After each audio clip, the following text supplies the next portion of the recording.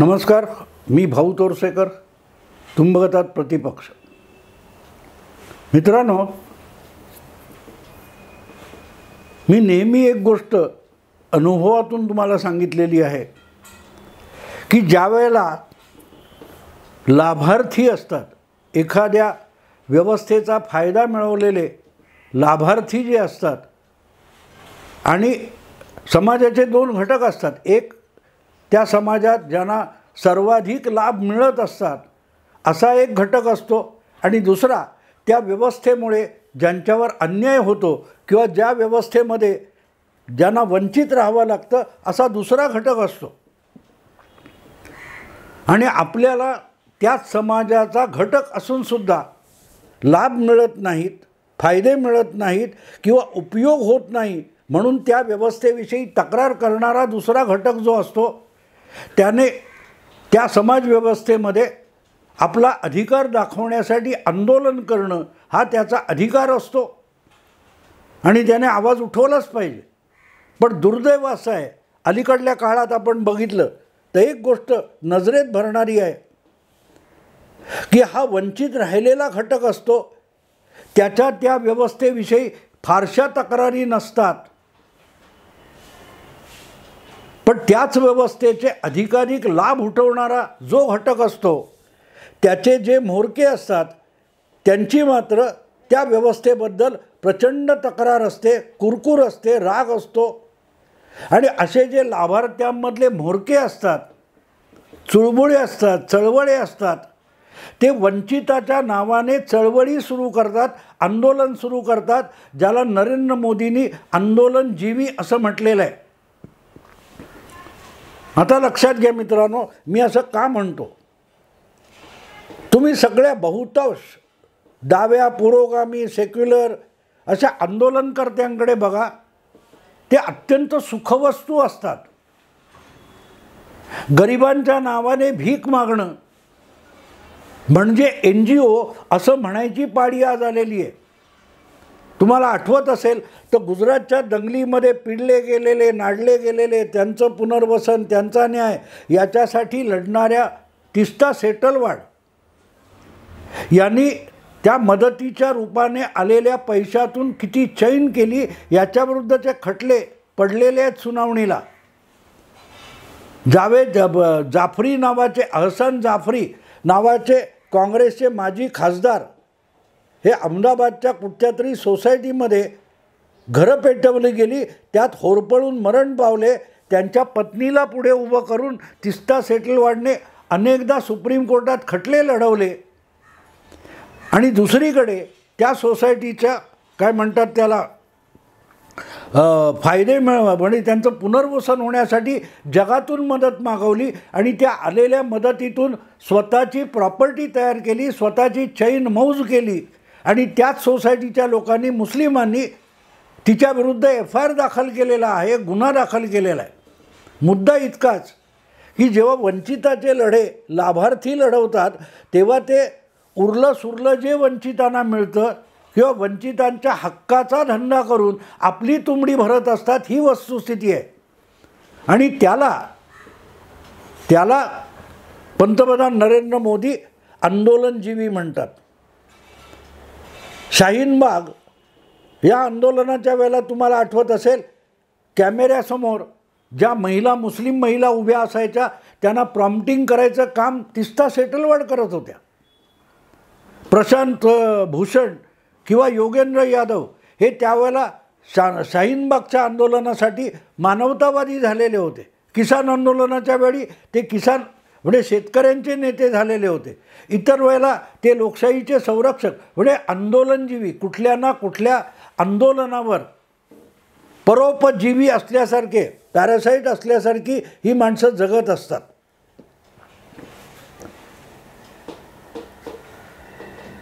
ते ढेकूण, मच्छर ते काय करतात, तुमचं रक्त शोषतात. बांडगुळं असतात, ती वनस्पतीचा अन्नरस शोषून आपलं जगणं जगतात.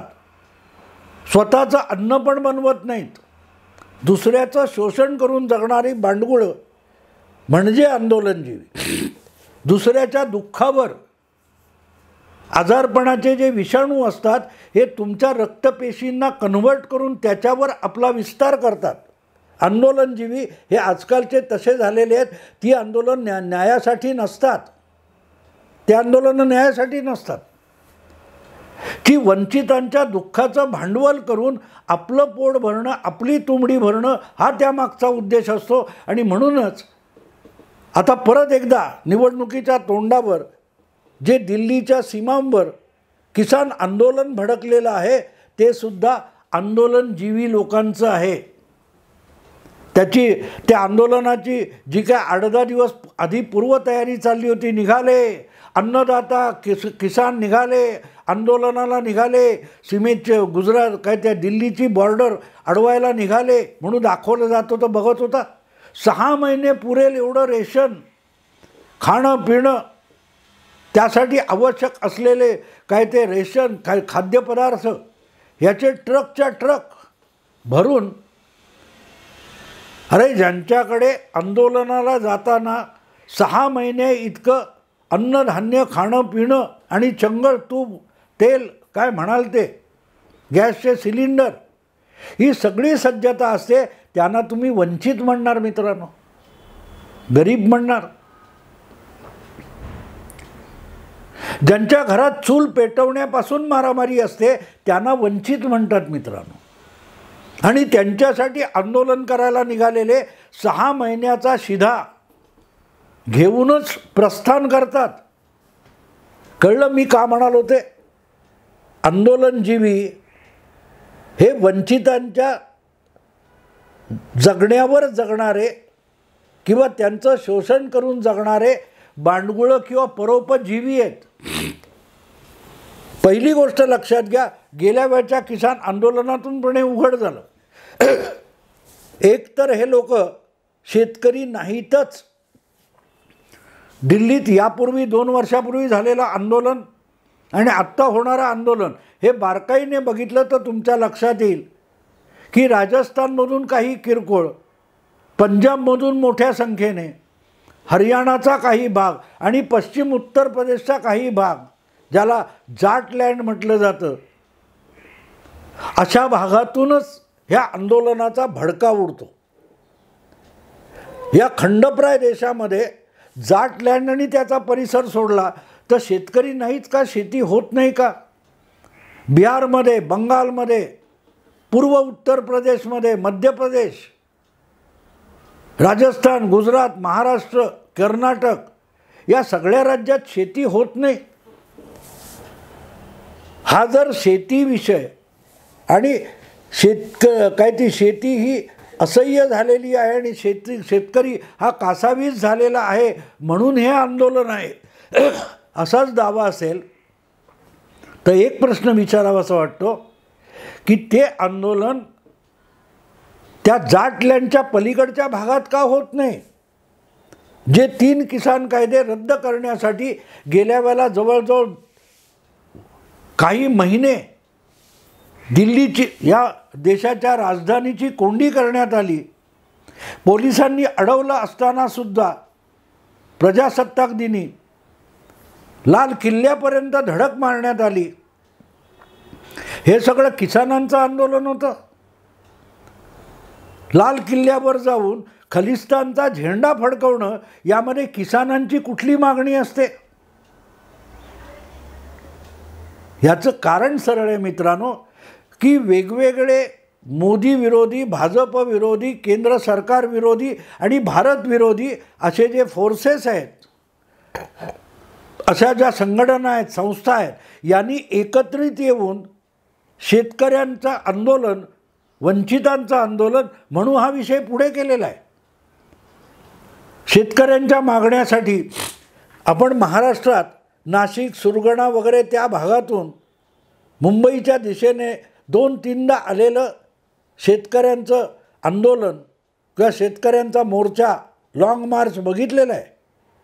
आपल्या आपल्या घरून काय ज्वारीचं पीठ आणून 3 दगडाची चूल मांडून पायी चालत चालत चालत हा शेतकरी मुंबईच्या दिशेने येतो त्याच्या पायाला भेगा पडलेल्या असतात, पाय रक्तबंबाळ झालेले असतात, चप्पल पादत्राणं तुटत असतात. हे आपण बघितलंय. त्याची तुलना करा तुम्ही. मुंबईत आलेलं लाल वादळ म्हणून टी व्हीवर आपण अनेकदा बघितलेलं आहे.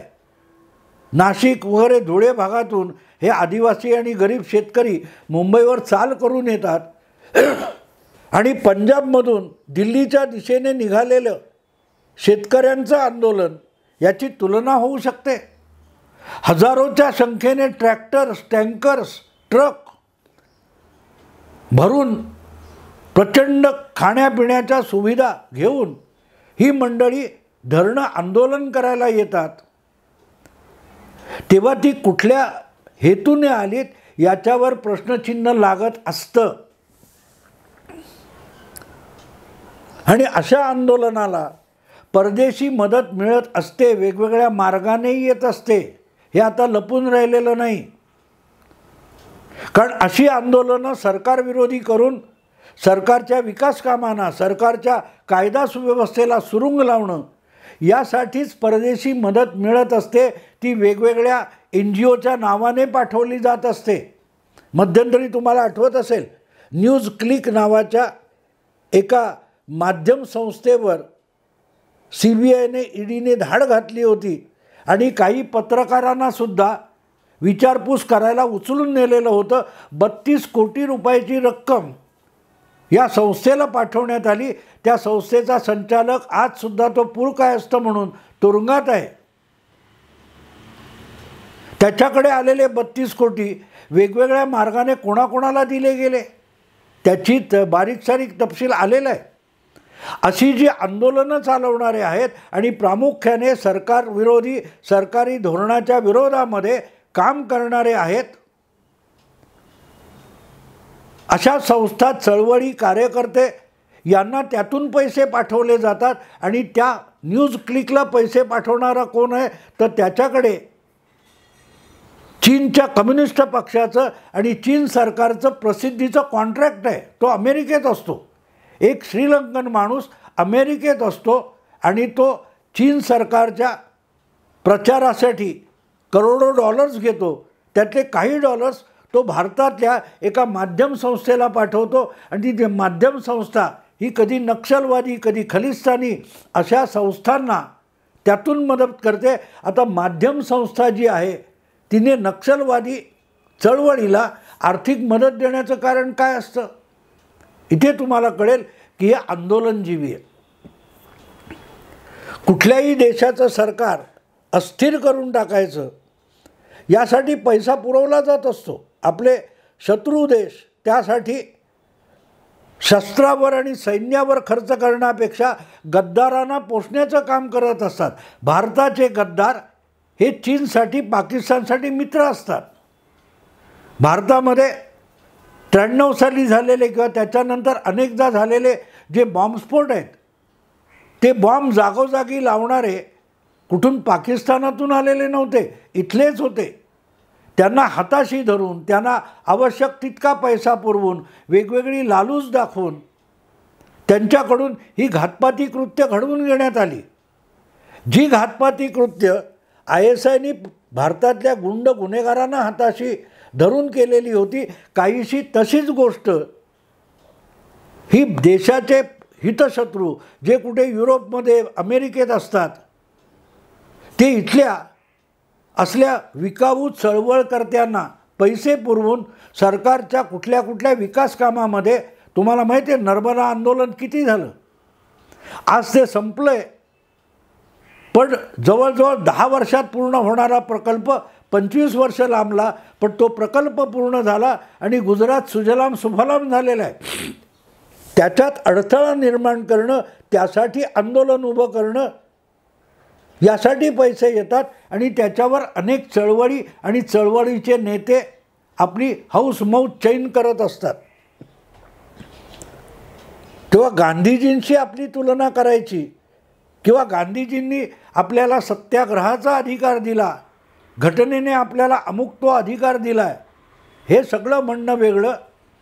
तुमचं कुठलंही स्वातंत्र्य हे दुसऱ्या भारतीय नागरिकाची घुसमट करणारं त्याच्या जीवावर बेतणारं असता कामा नये.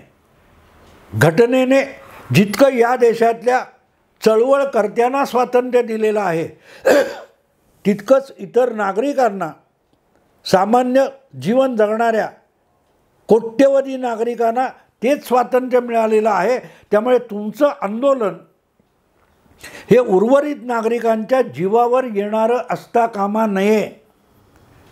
जिथे दुसऱ्याच्या आयुष्याची घुसमट सुरू होते तिथे तुमचं स्वातंत्र्य संपतं आणि त्याचं स्वातंत्र्य सुरू होतं. जे किसान आंदोलक चाल करून आले पंजाबहून, त्यांना हरियाणामध्ये त्यांच्यावर अश्रुधूर सोडण्यात आला, लाठीमार करण्यात आला. याचं कारण सरळ आहे की ते इतर नागरिकांच्या आयुष्यामध्ये व्यत्यय निर्माण करत होते. 8-8 महिने ज्या वेळेला दिल्लीच्या कुठची गाझी बॉर्डर किंवा गाझीपूर बॉर्डर किंवा आणखीन कुठची बॉर्डर दिल्लीत येण्याच्या रस्ते अडवण्यात आले, तेव्हा त्या परिसरातल्या नागरिकांना 5 किलोमीटरच्या ऐवजी 25-35 किलोमीटर वळसा घेऊन कामाला जायला किंवा कामावरून यायला लागत होतं. ही त्या स्थानिक नागरिकांची अडचण करणं हा अधिकार घटनेने दिलेला नाही. आपल्याकडच्या कोर्टामध्ये बसलेल्या न्यायालयात न्यायाधीश म्हणून बसलेल्यांना अशी जर 35-40 मिनिटाची फेरी मारावी लागली असती तर कदाचित त्यांनीच सांगितलं असतं उचलून फेकून द्या ना. पण दिल्लीतल्या दिल्लीत सुरक्षित बसलेल्या न्यायालयातल्या न्यायाधीशांना सामान्य नागरिकाची फिकीर राहिलेली नाही, इतकी तथाकथित कागदोपत्री स्वातंत्र्याची चिंता आहे. आणि त्यामुळे सुद्धा या आंदोलनजीवींचं संगोपन आणि पोषण झालेलं आहे. पण त्याला जनतेचा पाठिंबा नाही. याचं कारण प्रामुख्याने किसान आंदोलनाला. कारण हे जे किसान आंदोलन बोललं जातं हे जाटलँडच्या पलीकडे नाही आहे. पंजाब, हरियाणा, पश्चिम उत्तर प्रदेश, राजस्थानचा काही किरकोळ भाग संपला. किसान आंदोलन असेल तर त्याचा भडका देशाच्या कानाकोपऱ्यात उडाला पाहिजे. बंगाल असेल, आसाम असेल, बिहार असेल, महाराष्ट्र, कर्नाटक, तमिळनाडू, ज्यावेळेला 4-5 वर्षापूर्वी तमिळनाडूचे काही शेतकरी अक्षरशः लंगोटी लावून त्या जंतर मंतरवर आंदोलन करत होते, विवस्त्रावस्थेत आंदोलन करत होते, अर्धवस्त्र आंदोलन करत होते, तेव्हा हे सगळे आज दिल्लीची कोंडी करायला आलेले किसान नेते आणि त्यांच्या किसान संघटना काय करत होत्या? तेव्हा त्या तमिळनाडूच्या शेतकऱ्यांच्या आंदोलनाला पाठिंबा द्यायला जंतर मंतरवर का आलेल्या नव्हत्या? पण तेच किसान आंदोलनाचे नेते हे आंदोलन करणाऱ्या पहिलवानांच्या मागे अगत्याने उभे होते. याचा अर्थ कळतो. तो धन्नोवाल नावाचा कोण नेता आहे तो बोलला, नाही मोदी का ग्राफ बहुत बड़ा है, उसको नीचे लाना है. इथे कळतं की आंदोलनाचा हेतू शेतकऱ्यांना न्याय, शेतकऱ्यांच्या मागण्या असा नाही आहे. आंदोलनाचा हेतू येत्या निवडणुकीमध्ये मोदींना यश मिळत असेल तर त्याला अपशकुन करणं हा आहे. आणि म्हणूनच बाहूपासून राहुल गांधींनी त्या किसान आंदोलनाचं स्वागत केलेलं आहे. आणि त्यामुळे या किसान आंदोलनामध्ये शेतकऱ्यांचा स्वार्थ, शेतकऱ्यांचा लाभ हा विषयच नाही आहे. शेतकरी हा वंचित आहे दाखवायचं आणि त्याचा गैरफायदा अडते दलालांनी उचलायचा. कारण या आत्ता जे किसान आंदोलनाचे नेते म्हणून मिरवतात हे बहुतांशी जवळजवळ 80% मूलतः शेतकऱ्यांचं शोषण करणारे दलाल आणि अडते आहेत. दलाल आणि अडते. आणि MSP सारखी मागणी, याचा अर्थ काय? याचा अर्थ सरळ आहे की त्याचा फायदा हा आपोआप या अडते दलालांना होणार आहे. त्याचे लाभ जेव्हा एखाद्या शेतमालाची किंमत, कांद्याची किंमत भडकते तेव्हा त्याचा कांद्याचा साठा करणाऱ्या दलालांना लाभ होतो. प्रत्यक्ष शेतकऱ्याला शेतमाल येतो तेव्हा भाव पाडून हेच अडते दलाल खरेदी करतात. आणि ज्या वेळेला अडते दलालच वंचित म्हणजे शेतकऱ्यांसाठी आंदोलन करतात तेव्हा त्या शेतकरी किसान आंदोलनाचा आपोआप पोल खोल होत असतो, पर्दाफाश होत असतो. लवकरच आपल्याला कळेल काय होतं. आत्ता इथेच थांबतो. आवडलं लाईक करा, शेअर करा, सबस्क्राईब करा. नमस्कार.